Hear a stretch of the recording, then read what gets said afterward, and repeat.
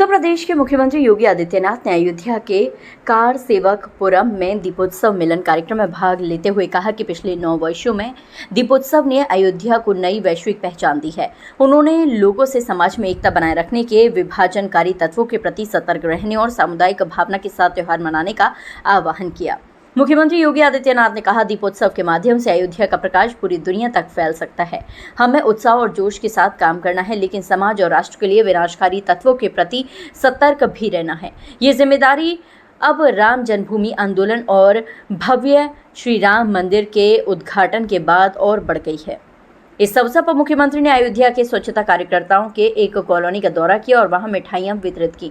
उन्होंने कहा कि दीपावली केवल दीप जलाने का पर्व नहीं, बल्कि आत्मा में आशा का प्रतीक और समाज में सौहार्द का संदेश है। उन्होंने लोगों से ये भी कहा कि पटाखे जलाते समय सावधानी बरतें और दीपावली जिम्मेदारी से मनाएं।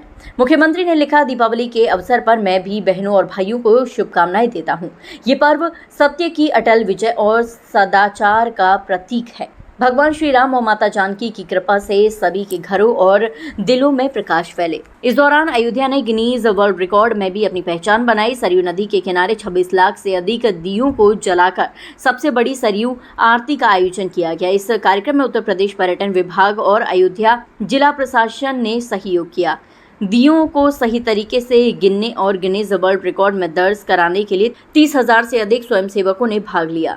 प्रधानमंत्री नरेंद्र मोदी और केंद्रीय गृह मंत्री अमित शाह ने भी देशवासियों को दीपावली की शुभकामनाएं दी। पीएम मोदी ने दीपावली को जीवन में समृद्धि, खुशी और सकारात्मकता का पर्व बताया, जबकि अमित शाह ने सभी के स्वास्थ्य और समृद्धि की कामना की। दीपावली 5 दिवसीय त्योहार है, जिनमें धनतेरस, नरक चतुर्दशी, मुख्य दिवाली, गोवर्धन पूजा और भाई दूज शामिल हैं। इस दौरान लोग भगवान गणेश और मां लक्ष्मी की पूजा कर सुख, समृद्धि और खुशहाली की कामना करते हैं। आपने देखा होगा गत 9 वर्षों से दीपोत्सव के आयोजन ने अयोध्या को एक नई वैश्विक पहचान दी है। जो दीप सर्वत्र प्रकाश पहुंचाता हो,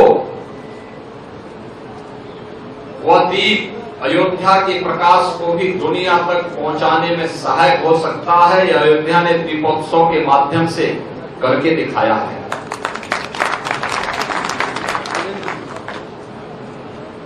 अक्सर होता है जब कोई उपलब्धि हमारे सामने आ जाती है, हम निश्चिंतता की नींद सोते हैं, तभी हमारे साथ धोखा होता है। यह समय निश्चिंतता की नींद सोने का नहीं है।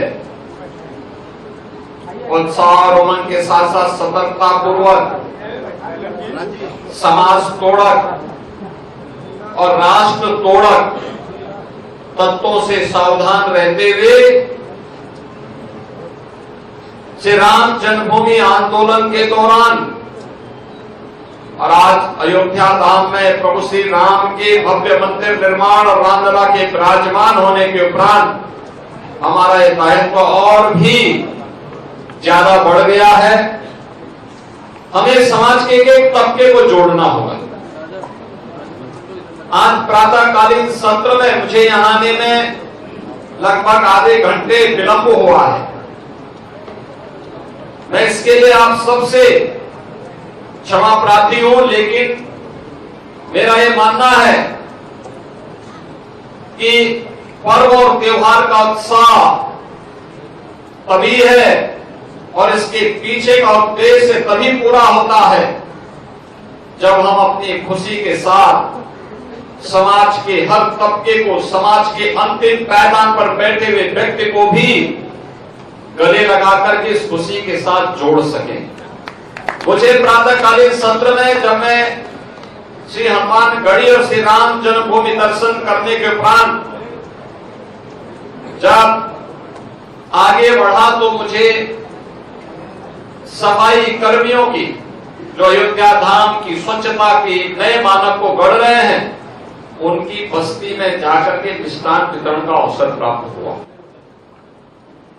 और उसके उपरांत फिर मैं अयोध्या के अंदर उन लोगों की बस्ती में गया जो जीवन भर दूसरों को नदी पार करवाते हैं। निषाद बस्ती में जाकर के वहां भी मिष्ठान वितरण करने का मुझे अवसर प्राप्त हुआ।